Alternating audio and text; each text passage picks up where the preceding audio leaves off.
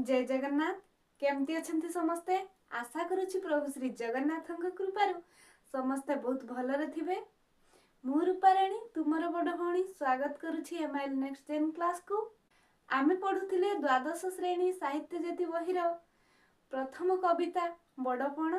आमे आज ताहार द्वितीय भाग को आलोचना करिबा। तो चलंतु डेरी न करी आरंभ करिबा। सदा होई पाप द्रविण प्रत्याशी, प्रजा मध्य पाप वृद्धि की मनासी, रही थाओ टाकी करी जरिमाना, धने पुराइबा लागी मालखाना। सदा सर्वदा पाप अर्जित धन रे आशा रखी, प्रजा मध्य पाप वृद्धि को मनासी बा इच्छा करी, रही थाओ टाकी करी जरिमाना। खजाना आदाय करिबा पई अपेक्षा करी रही थाओ। सदा सर्वदा पाप अर्जित धन रे आशा रखी थाओ एवं प्रजा मध्य पाप वृद्धि को मनासी इच्छा करी खजाना आदाय करी धन रे तुमर मालखाना अर्थात गंताघर को पूरा करिबा पई अपेक्षा करी रही थाओ। धनर लालसा जगते स्वपने, धनर लालसा जगते स्वपने, धन बिनु नाही आन चिंता मने। धनर साफल्य सुव्यय केवल, यक्ष प्राय ताकू जगी केउ फल। धन पाइबार इच्छा जाग्रते सपने, तुमे माने धन पाइबा पाई जाग्रत अवस्था स्वप्न देखुअछ। किपरि धन संग्रह करिवो ता छड़ा तुमर आउ किछि चिंता नाही। धनर साफल्य सुव्यय केवल, यक्ष प्राय ताकू जगी केउ फल। यक्ष अर्थात धन को जगिथिबा उपदेवता, कुबेरंकर धनागारर जगुआड़ी परी धन को केवल जगी बसिले ताहार किछि लाभ हुए नहीं। धनर सफलता केउठारे? धनर सफलता सुव्यय उत्तम व्यय अछि।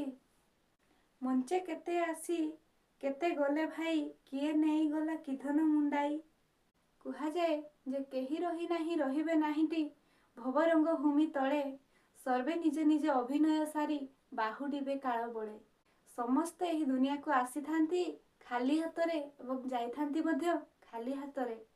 कविवर राधानाथ राय एहाकू एठी बुझाई कहिसंती, दुनियार रंगमंच रे केते आसी केते गले भाई, केते केते आसीसंती पुणी केते केते जाई सारिसंती।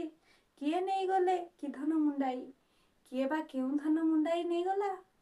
तांको जीवन चर्चा रे जेते धन अर्जन करिथिले केही सेथिरु गोटाए हेले नहीं जाई पारि नाहंती। पड़ी तो रहिले पछे हाथी घोड़ा, पड़ी तो रहिला सुना रूपा तड़ा, पड़ी तो रहिला रतने भास्वर, कुबेर भंडार सम गंताघर। केही मध्य किछि नहीं पारिले नाही। पड़ी रहिला सही हाथी घोड़ा, पड़ी रहिला सही सुना रूपा तड़ा, पड़ी रहिला रतन भास्वर, कुबेर भंडार सम गंताघर। सेही कुबेर भंडार सम गंताघर सबु एइठारे पड़ी रहिला। सेमाने किछि हेले धन मुंडाई नहीं पारिले नाही। जिणीबाकू आउ नाही खंडाधार, बोली कले जेहू अश्रुसिक्त गंड, मला बेले विश्व विजयी स्कंदर, कि कहिथिले चित्ते थरे धर। विश्व विजयी स्कंदर अर्थात ग्रीक वीर आलेक्जेंडर से जेतेबेले विश्व को विजय करिथिले सेतेबेले से एहा भाबी लुह गड़ाइथिले जे जिणीबाकू आउ नाही धराखंड, जय करिबा पई आउ धराखंड नाही आउ देश नाही बोली से लुह गड़ाइथिले। मला बेले सेही विश्व विजयी स्कंदर ग्रीक वीर आलेक्जेंडर कौन कहिथिले ना, से कहिथिले ए प्राण गले पिंड छाड़ी, नेब जेबे मते कोकेई रे काढ़ी, देइथिबो तोही मसब सुआई, बेनी पासे बेनी करकु झुलाई, जा देखी जानिबे जगते समस्ते, आसीथिली फेरी गली शून्य हस्ते। तांको ना आगरे आमे विश्व विजयी कहूचु। से समग्र विश्व को जय करिथिले। तांको पाखरे जय करिबा पई आ कोनोसी देश नथिला। से मला बेले कहि जाइथिले जे ही प्राण पिंड छाड़ी गला परे नेबे जेबे मते कोकेई रे काढ़ी, जेतेबेले मते कोकेई रे काढ़ी नहीं जिबे, देइथिबे तो ही मसब सुआई, से कोकेई रे ମୋ ଶବକୁ ଶୁଆଇ ଦେଇଥିବେ। କିପରି ଶୁଆଇ ଦେଇଥିବେ? ବେନି ପାଶେ ବେନି କରକୁ ଝୁଲାଇ, ଦୁଇ ପାର୍ଶ୍ୱରେ ଦୁଇ କରକୁ ଝୁଲାଇ ଦେବେ। ଯା ଦେଖି ଜାଣିବେ ଜଗତେ ସମସ୍ତେ। ଯା ଦେଖି ଜଗତେ ସମସ୍ତେ କ'ଣ ଜାଣିବେ? ନା ଆସିଥିଲି ଫେରିଗଲି ଶୂନ୍ୟ ହସ୍ତେ। ଆସିଥିଲି ଶୂନ୍ୟ ହସ୍ତେ ଏବଂ ଯାଉଛି ମଧ୍ୟ ଶୂନ୍ୟ ହସ୍ତେ। ଏହି ମହାବାକ୍ୟ ମନେ ମନେ ହେଜି, ସତ ଗୁଣ ଭଜ ଲୋଭ ମଦ ତେଜି। ଏହି ମହାବାକ୍ୟକୁ ମନରେ ମନେ ପକାଇ ସଦ୍ଗୁଣ ଭଜ, ଲୋଭ ମଦ ତ୍ୟାଗ କରି ସଦ୍ଗୁଣ ଭଜ। ଅକାରଣେ କିମ୍ବା ତଣ୍ଡି ଅରକ୍ଷିତ, ଅଳ୍ପ ଦିନ ପାଇଁ ସଞ୍ଚୁଅଛ ବିତ୍ତ। ଅକାରଣେ କାହିଁକି ଆଉ ଅଳ୍ପ ଦିନ ପାଇଁ ସେହି ଅସହାୟ ବ୍ୟକ୍ତିମାନଙ୍କୁ ଶୋଷଣ କରି ଧନ ସଞ୍ଚୁଅଛ। ବଲାଅ ଜଗତେ ସିନା ଲକ୍ଷ ପଶି, ଫଳେ ତୁମ୍ଭେ ଜଣେ ଜଣେ ଲକ୍ଷ ଶଶୀ। ଜଗତରେ ରାଜାମାନଙ୍କୁ ଜମିଦାରମାନଙ୍କୁ ଲକ୍ଷ ପଶି ବୋଲି କୁହାଯାଇଥାଏ, କିନ୍ତୁ କବି ଏଠାରେ ସେମାନଙ୍କୁ କହୁଛନ୍ତି ଯେ ତୁମ୍ଭେମାନେ ଜଣେ ଜଣେ ଲକ୍ଷ ପଶି ନୁହଁ, ତୁମ୍ଭେମାନେ ଜଣେ ଜଣେ ଲକ୍ଷ ଶଶୀ ଅଟ। ଗଣିକା ଓକିଲ ଛାମୁଆ ପୋଷଣ ଲାଗି କରି କିମ୍ବା ପ୍ରଜାଙ୍କୁ ଶୋଷଣ। ଗଣିକା ଅର୍ଥାତ୍ ରୂପଜୀବୀ, ଓକିଲା, ଛାମୁଆ, ଖସାମୁଦିଆ ଲୋକ ମାନଙ୍କର ପୋଷଣ ପାଇଁ କାହିଁକି ପ୍ରଜାମାନଙ୍କୁ ଶୋଷଣ କରୁଅଛ?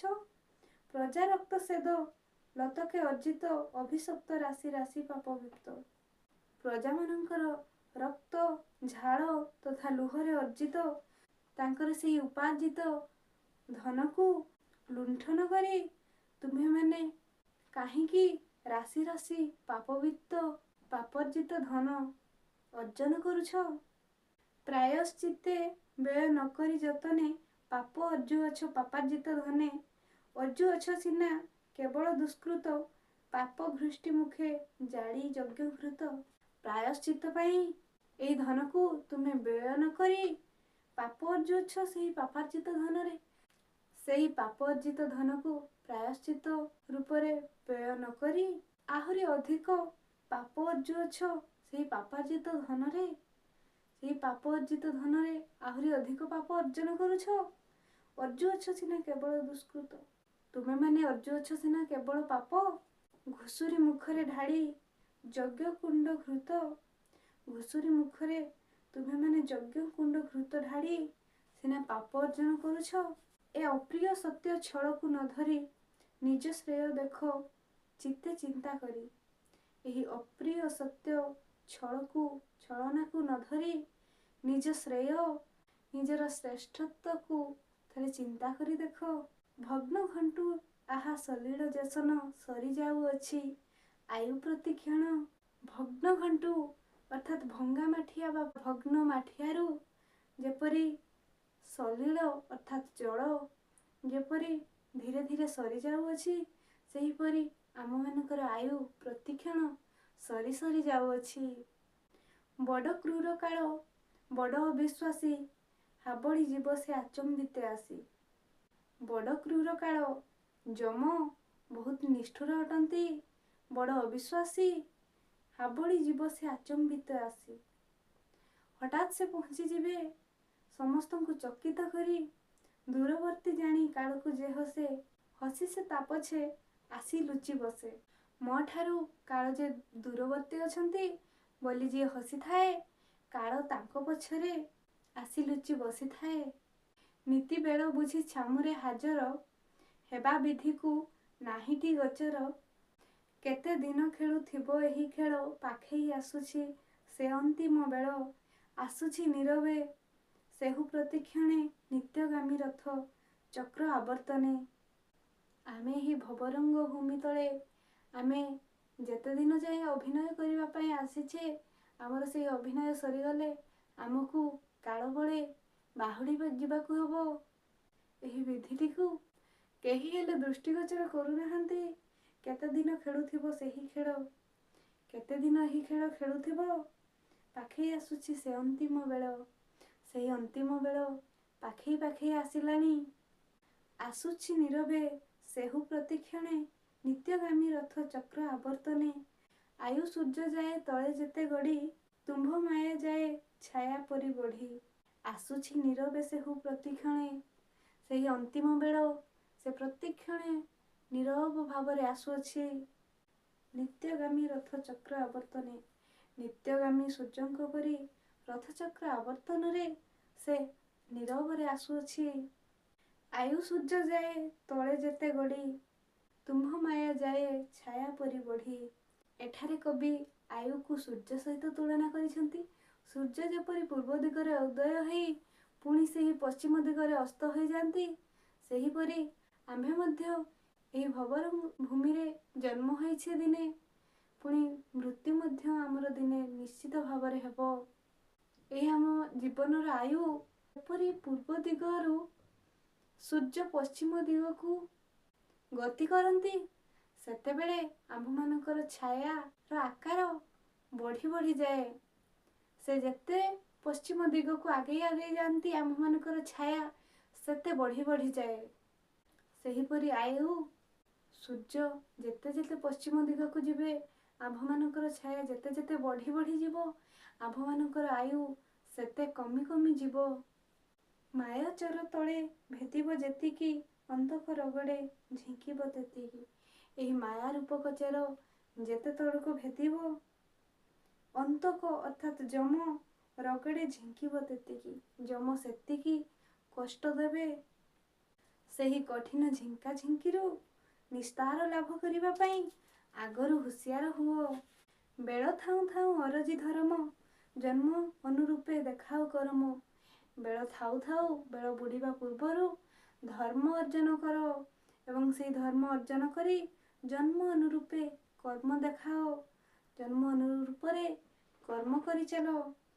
ଜନ୍ମ ଫଳେ ଭବେ ବଡ଼ପଣ ପାଇ, ଏହି ଜନ୍ମ ଫଳରେ ସଂସାରରେ ବଡ଼ପଣ ପାଇ ଧର୍ମ ଫଳେ ତାକୁ କର ଚିରସ୍ଥାୟୀ। ଏହି ଜନ୍ମ ଫଳରେ ଏହି ସଂସାରରେ ଯେଉଁ ବଡ଼ପଣ ପାଇଅଛ, ସେହି ବଡ଼ପଣକୁ ଧର୍ମ ଫଳରେ ତାକୁ ଚିରସ୍ଥାୟୀ କରିଦିଅ।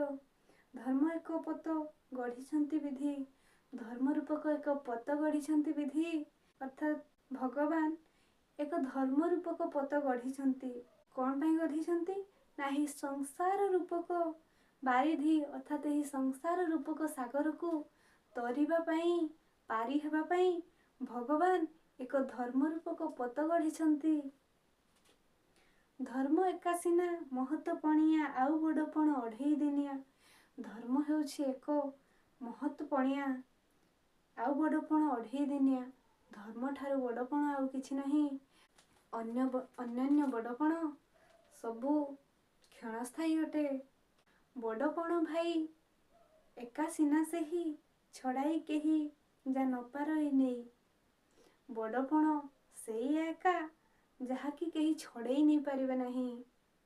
ବଡ଼ପଣ ସେହି ଅନ୍ତେ ସୁଦ୍ଧା ଯାର, ସୌରଭେ ଚହଟୁ ଥାଏ ଏ ସଂସାର। ବଡ଼ପଣ ତାହା ଯାହାକି ଶେଷରେ ମଧ୍ୟ ସୌରଭରେ ଚହଟୁ ଥାଏ, ଯାହାର ଅନ୍ତ ସମୟରେ ମଧ୍ୟ ଏ ସଂସାରରେ ସୁବାସ ଚହଟୁଥାଏ। ବଡ଼ପଣେ ସିନା ସେହି ତାକୁ ଗଣି, ଯେଉଁ ବଡ଼ପଣ ଦିଲକ ସାଧନି। ଯେଉଁ ବଡ଼ପଣ ଦିଲକ ସାଧନ କରିଥାଏ, ସ୍ୱର୍ଗ ଏବଂ ମର୍ତ୍ତ୍ୟଲୋକ ଦିଲକ ସାଧନୀ ହୋଇଥାଏ, ଦୁଇ ଲୋକର ଉପକାର କରିଥାଏ, ସେହି ବଡ଼ପଣ, ତାକୁ ହିଁ ବଡ଼ପଣରେ ଗଣାଯାଏ। ସେହି ସିନା ବଡ଼ପଣ ଯହିଁ ଲାଗି ଅନ୍ତକର ବଜ୍ରଦନ୍ତ ଯାଏ ଭାଙ୍ଗି। ସେହି ହେଉଛି ବଡ଼ପଣ, ଯାହା ପାଇଁ ଅନ୍ତକର ବଜ୍ରଦନ୍ତ ଯାଏ ଭାଙ୍ଗି। ସତ୍ କୀର୍ତ୍ତି କରିଥିବା ଲୋକ ଅମର ହୋଇଯାଏ, ଯେଉଁଠାରେ ଅନ୍ତକର ବଜ୍ରଦନ୍ତ ମଧ୍ୟ ଭାଙ୍ଗିଯାଏ। ସେହି ବଡ଼ପଣ ବଳାଅ ମତିକି, କାଳ ନ ପାରିବ ପଶିଯା କତିକି। ସେହି ବଡ଼ପଣରେ ନିଜର ମନକୁ ବଳାଅ, ଯେଉଁ ବଡ଼ପଣକୁ କାଳ ମଧ୍ୟ ଗ୍ରାସ କରିପାରିବନି। ହେଳା କର ନାହିଁ ପାଇ ଏ ସୁବିଧା, ଲଭିବାକୁ ସେହି ବଡ଼ପଣ ନିଦା। ଏହି ସୁବିଧା, ଏହି ସୁଯୋଗକୁ ଜମାରୁ ବି ହେଳା କର ନାହିଁ, ଲଭିବାକୁ ପାଇବାକୁ ସେହି ବଡ଼ପଣର ନିଦା। ସଂସାରର ତକସାର ବଡ଼ପଣ, ଲାଳସାରୁ ନିଅ ବାହୁଡ଼ାଇ ମନ। ସଂସାରର ଏହି ମୂଲ୍ୟହୀନ ବଡ଼ପଣ ଲାଳସାରୁ ନିଜର ମନକୁ ବାହୁଡ଼ାଇ ନିଅ।